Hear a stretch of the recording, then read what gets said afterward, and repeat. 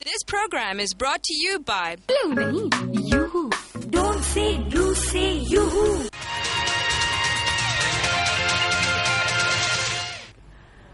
Welcome back to yoo-hoo youth parliament. Viewers, ہمارے پاکستان بھر کے نوجوان ہم یہ بتانا چاہیں گے کہ یوتھ پارلیمنٹ صرف ایک ٹی وی شو کا نام نہیں ہے. گو کہ جب یوتھ پارلیمنٹ سٹارٹ ہوئی تو صرف ایک ٹی وی شو ہی تھا جب ہم نے سٹارٹ کیا تھا, لیکن 14 اگست 2005 سے سلسلہ جاری ہے. بہت سارے ہمارے ایونٹس, بہت سے ٹی وی شوز ہو چکے ہیں. مور دین 350 صرف ٹی وی شوز کر چکے ہیں اب تک ہم یوتھ پارلیمنٹ کے, اور مور دین 200 ایونٹس اب تک ہو چکے ہیں. پاکستان بھر میں جو بھی نوجوان اس میں پارٹیسپیٹ کرنا چاہتے ہیں, ایکٹیو رول ادا کرنا چاہتے ہیں, وہ ہماری ویب سائٹ وزٹ کریں youthparliament.com.pk, اور ہمارا فیس بک پہ پیج ہے یوتھ پارلیمنٹ پاکستان کے نام سے, اس پہ بھی جا سکتے ہیں. اور ایمن سلیم میرے ساتھ ہیں اس وقت, پروفیسر ڈاکٹر معیز حسین صاحب ہمارے ساتھ ہیں, 3 بہت ہی زبردست یوتھ پارلیمنٹ کے ممبرز ہمارے ساتھ ہیں. جی, کیا کوشچن کرنا چاہیں گے ڈاکٹر صاحب؟ سر, وقت کرتا ہے پرورش برسوں, حادثہ ایک دم نہیں ہوتا. ہم طبقہ نوجوان جو ہے نا, اصل میں طبقہ تبدیلی ہے. ہم نا امید نہیں ہے, ہم غصے میں بھی نہیں ہیں, ہم جذباتی بھی نہیں ہیں, عقل مند ہیں, دانش مند ہیں, ہمارے پاس تعلیم ہے. لیکن سر بات یہ ہے کہ اگر ہم ایک چھوٹا سا حل بتا رہے ہیں, کیونکہ ڈیزالو کرنے ہم نے سولوشن آ کے لڑیں, ہم اور آپ لڑیں, کیونکہ ہمارے اندر بھی ایک جنریشن گیپ ہے اور لوگ پتہ نہیں کیا بول رہے ہوں گے, لیکن ہمیں سالو اس طرح کرنا چاہیے کہ ہمیں نوجوانوں پہ مشتمل, ابھی الیکشن آنے والے ہیں, ایک اویئرنیس ٹیم اور ایک سلیکشن ٹیم اور ایک الیکشن ٹیم بنانی چاہیے. سلیکشن ہوتی ہے آج کل, الیکشن نہیں ہوتے, تو ہمیں ایک سلیکشن ٹیم اور ایک الیکشن ٹیم بنانی چاہیے. اس میں دیکھو, میں آپ کو بتاؤں کہ سر ایک کیمپین کا ہم نے سوچا ہوا ہے, کیونکہ لیڈرشپ کانفرنس چیزیں ہوتی رہتی ہیں, کہ ووٹ کے نام سے نا, یوتھ ووٹ کے نام سے ہم ایک کیمپین اسٹارٹ کریں گے, جب یہ کہ یوتھ جو ہے وہ ووٹ کے لیے نکلیں, اور ہم اس میں یہ نہیں کہیں گے کہ کس کو ووٹ دیں. اچھا, ہم نے ابھی جیسے لاسٹ جو لیڈرشپ کانفرنس کی, اس میں پاکستان پیپلز پارٹی سے 3 ڈفرنٹ لیڈرز تھے, MKM کے 2 لیڈرز تھے, پاکستان تحریک انصاف کے 2 لیڈر تھے, نواز شریف صاحب کو بھی اس میں آنا, کراچی میں تھے لیکن وہ خیر اس پارٹی سے نہیں آ سکے. تو ہم چاہتے ہیں کہ تمام سیاسی پارٹیاں ہمارے پلیٹ فارم پہ بھی آئیں, یوتھ کو موٹیویٹ کریں, یوتھ یہاں بیٹھیں. صحیح بات ہے, صحیح بات ہے. بات انہوں نے جو کہی ہے ٹھیک ہے, کریں, یہ تو کرنا ہی چاہیے, پریکٹیکل کام ہے نا. مگر ایک چاہتا ہوں کہ آپ میں غصہ ہو. جس دن یوتھ میں سے غصہ چلا گیا نا, اس دن یوتھ بیکار ہو جائے گی. مگر وہ غصہ پراپرلی ڈائریکٹڈ ہو. ہاں, ڈائریکٹڈ ہو. غصہ بہت بڑی انرجی ہے. بالکل ٹھیک ہے. غصہ اس وقت جب کنٹرول میں نہیں ہوتا, کنٹرول کرے, اس کو ڈائریکٹ کرے. جی, آپ کچھ کہہ رہے ہیں. آپ نے بات کی تھی کہ سماجی ناانصافی ہے, یا جو بھی ہمارا مطلب یہ کیا کہتے ہیں, چاہے ہمارا وہ ووٹ کا نظام ہو, یا ہمارا تعلیمی نظام ہو, یا ڈگریز ہو, یا ان امپلائمنٹ ہو. مگر سر جس سے جو یوتھ میں انفیریٹی کمپلیکس پیدا ہو رہا ہے, جو مین ٹرم ہے انفیریئر ہو جاتا ہے بندہ کسی کو دیکھ کے, اس چیز کو یوتھ خود کیسے ختم کرے. مطلب ٹھیک ہے, ہم کسی ہمارے پیرنٹس کی سپورٹ ہے, پیرنٹس تو چاہے بندے کا اچھا ریزلٹ ہو یا برا ہو, یا اچھی پوزیشن ہو بری ہو, پیرنٹس تو سپورٹ کریں گے, لیکن جو بندہ خود اس چیز کو کیسے کنٹرول کرے, اس بات مطلب یہ ہماری یوتھ کو آپ مطلب ٹھیک ہے, ٹھیک ہے, سمجھ گیا آپ کی بات. ہاں, فیس کے پیسے نہیں ہے, اور اگر آپ نے آگے بڑھنا بھی ہے تو آپ کے پاس کوئی وسائل نہیں ہے, کوئی سپورٹ نہیں کر سکتا آپ کو. اچھا, آپ دیکھیں ایک چیز یاد ہے, ریمبو کی کہانی سنا دیں. بس رینبو کی کہانی, وہ رینبو کی کہانی سنا دوں آپ کو. جان ریمبو جو اصل تھا, یہ فیکٹ ہے کہ وہ بھی آپ کی طرح ایک نوجوان تھا جس کو بڑا شوق تھا کہ میں فلموں کے اندر کام کروں. تو وہ اس نے پوری کوشش کر دی. ایک تو فلموں کے لیے فیس بڑا امپورٹنٹ ہوتا ہے, تو وہ جتنے بھی وہ پروڈیوسرز کے پاس جاتا, ڈائریکٹر کے پاس, اس کو فیل کر دیتے, کہتے تمہارا منہ گھوڑے جیسا ہے. ایگزیکٹلی یہ ورڈز اس کو بولے. وہ ایک لڑکی کے ساتھ اس کی شادی ہو گئی تھی جو اٹالین تھی. لڑکی جاب کرتی تھی, یہ جاب نہ کرے. جب آپس میں جھگڑا ہو تو وہ کہے کہ جی میں تو پیدا ہی ہوا ہوں صرف فلموں میں کام کرنے کے لیے, میں کچھ نہیں کروں گا. لڑکی نے اس کو چھوڑ دیا. جب لڑکی نے چھوڑ دیا تو آہستہ آہستہ گھر کا سامان بکنا شروع ہوا. اب سامان بکتے بکتے وہ ٹائم آ گیا کہ اس کے پاس کچھ بھی نہیں تھا, صرف ایک ٹیلی ویژن تھا اور ایک کتا تھا اس کے پاس. اب کتا لے کے گیا وہ ایک پب کے اندر, وہاں اس کو, قصہ لمبا, چھوٹی سی بات کر رہا ہوں, اس نے کوئی 25 یا خیال میں $50 میں وہ کتے کو بیچ دیا, جبکہ وہ کتا مہنگا تھا. $50 میں بیچ دیا. گھر میں کھانے کو کچھ نہیں تھا. واپس آیا بڑا ڈیجیکٹڈ, بڑا ٹوٹا پھوٹا. اس نے ٹی وی آن کیا تو محمد علی کلے جو باکسر تھا اس کی ڈاکیومنٹری آ رہی تھی. اس نے اس فلم کو دیکھتے دیکھتے ایک اسکرپٹ لکھنا شروع کیا.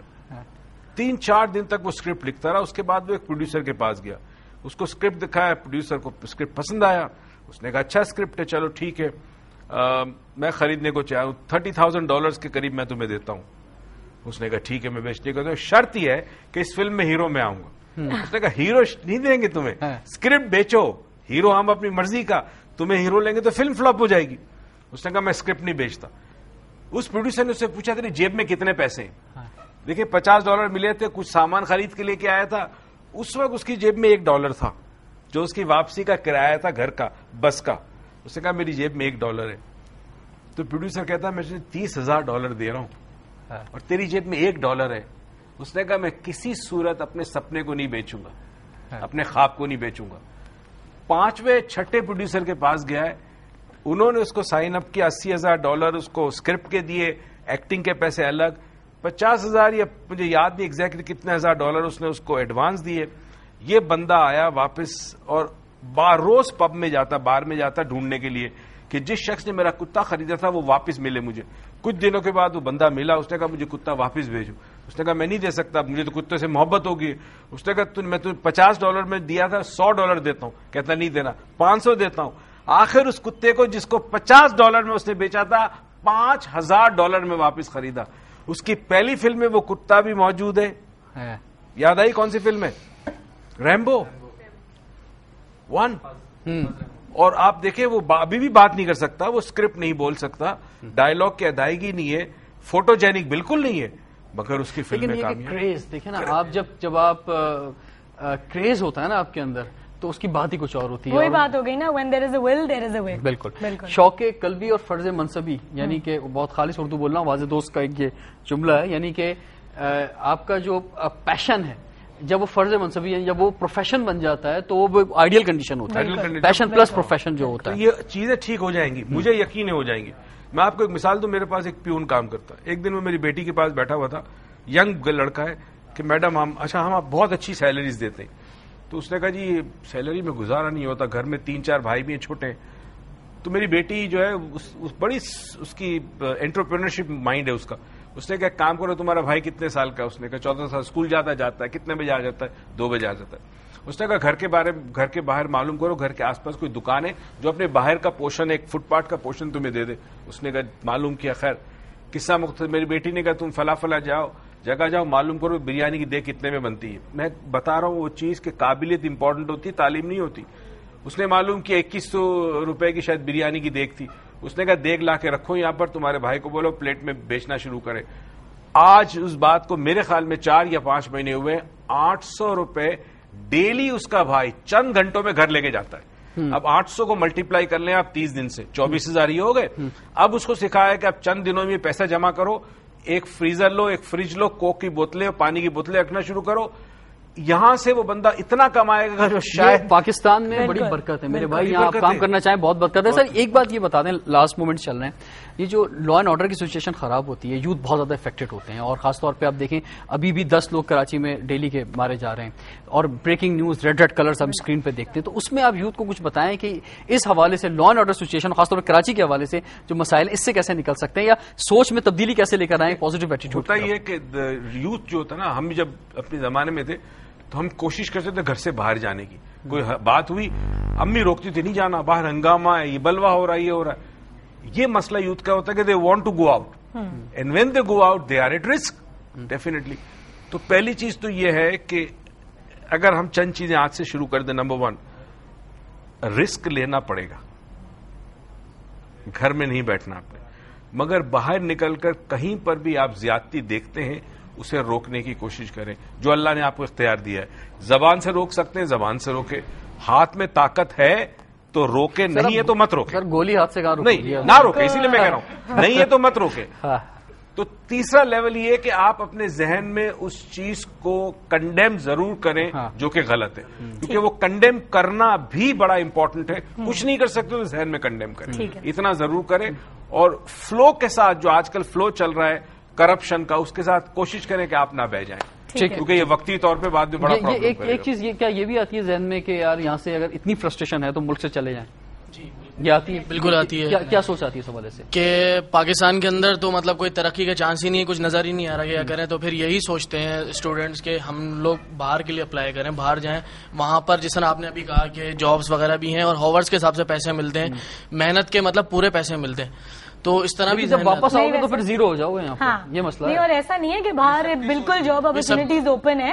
مطلب میں اسی آپ کی جو سوچ ہے ٹھیک ہے, سمجھ آتا ہے کہ سچویشن اتنی خراب ہے کہ دل چاہتا ہے کہ آپ ملک سے جائیں, لیکن مجھے نہیں لگتا کہ باہر اتنی اپرچونیٹیز ہیں, خاص طور پہ جو ہماری لیول آف ایجوکیشن ہے, جو معیار ہے. آپ کو لگتا ہے سر اتنی آسانی سے باہر دور کے ڈھول سہانے بھی ہیں ذرا. دیکھیں میں تو دنیا گھومتا ہوں, ابھی ایک ہفتے پہلے میں یو ایس اے سے آیا ہوں,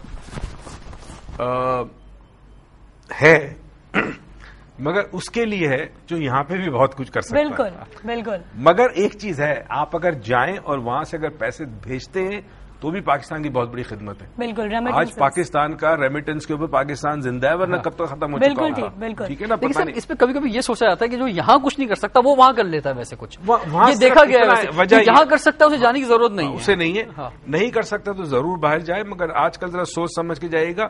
یہ جتنے بھی ایجوکیشن کے حساب سے جو ویزا ملتے ہیں ان میں سے بڑے پرابلم چل رہی ہیں. وہاں آپ کو آورز آپ کے جاب کے کم کر دیے گئے, اور it is not an easy job, it's very very difficult. ابھی میرا آفس میں ایک اور پیون کام کر رہا ہے, وہ پرسوں میرے پاس آ کے جی 5 لاکھ روپے میں ویزا مل رہا ہے. اچھا کہاں کا جی, کسی ملک کا مل رہا ہے. میں نے کہا دیں گے کتنا, کہتا ہے وہ 400 یورو دیں گے. تو میں تو 400 یورو تو بہت ہوتے ہیں. میں نے کہا بیوقوف آدمی, میں رہ چکا ہوں یورپ کے اندر, 400 یورو کا مطلب ہے کہ اگر تو کسی صورت میں بھی اگر بہت ہی معمولی زندگی گزارے, سبزی اور مطلب گھاس پھوس کھائے, تو بھی تجھے 400 یورو چاہیے مہینے کی. بالکل.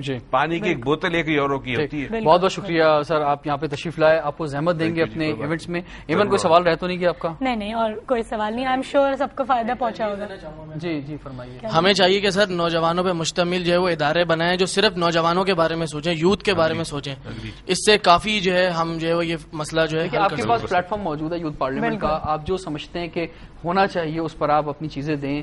آپ کے پاس لوگ بھی موجود ہیں, حکومت بھی موجود ہے. ہمارے ایونٹس میں کون ہے کہ جو نہیں آیا ہے اب تک, تو آپ چیزیں ہو سکتی ہیں. جی سر میں تمام یوتھ کو پیغام دینا چاہوں گی کہ اگر چلے ادارہ نہیں بھی ہے تو کوئی جو سیمینار, جو کانفرنسز ہیں اس کو لازمی اٹینڈ کریں, تاکہ اپنی فرسٹریشن بھی ہو اور آپ کو ایک پلیٹ فارم ملتا ہے جہاں پہ اپنے آپ کو بوسٹ اپ کر لیتے ہیں. لاسٹ ایونٹ میں ڈاکٹر صاحب میں نے ایک بات کی, ابھی جو ہماری لیڈرشپ کانفرنس تھی, کہ یہ ایونٹس جو ہم کراتے ہیں یوتھ پارلیمنٹ کے پلیٹ فارم کے تھرو, بہت سارے ایونٹس پورے پاکستان میں ہوتے ہیں. یہ اس لیے بھی ضروری ہے کہ خاص طور پہ جو فرسٹریشن یوتھ کے اندر موجود ہے وہ ضرور آئے. مطلب جس کے پاس اپارچونیٹیز کم ہیں وہ ضرور آئیں, کیونکہ کوئی چھوٹی سی بات, کوئی چھوٹا سا جملہ آپ کے اندر زندگی لا سکتا ہے. مثلا آپ لائف لے کے جا سکتے ہیں اس ایونٹ کے ذریعے. میں تو کہتا ہوں آپ اس بات کو بھول جائیں کہ آپ کے لیے حکومت کیا کرے گی, کون کیا کرے. آپ یہ دیکھیں آپ کیا کر سکتے ہیں. اپنے لیے کیا بریانی کی دیگ سے شروع کریں. آج بریانی کی دیگ والے انڈسٹریز ہیں بہت بڑی بڑی, وہ جو ٹھیا لگاتے تھے بن کباب کے, آج بہت بڑے بڑے آدمی ہیں. بالکل برکت بہت ہے. صحیح کہا تم نے, اس ملک میں اللہ بالکل بہت برکت ہے اس ملک کے اندر, اور خاص طور پہ جب پڑوسی ملکوں میں جائیں گے تو آپ کو اس کا زیادہ اندازہ ہوگا کہ اس ملک میں کتنی برکت ہے. اس کی قدر کریں. فرائیڈے, سیٹرڈے, سنڈے 3 days ہم یہ شو کریں گے لائیو آپ کے ساتھ, شام 5 سے 6 بزنس پلس پہ. پاکستان بھر کے نوجوان جو ہیں وہ اس میں شامل ہوں. نیکسٹ ویک سے ہم اس میں لائیو کالز کو بھی شامل کریں گے. تو آپ پاکستان میں کسی بھی شہر کے اندر ہیں, آپ شو دیکھتے ہوئے لائیو کال کے ذریعے اس شو میں پارٹیسپیٹ کر سکتے ہیں. اینڈ ایمن کریں گے شو کا. Thank you so much for viewing us. انشاءاللہ آپ کا فیڈ بیک کا ویٹ کریں گے. Thank you so much. See you next week.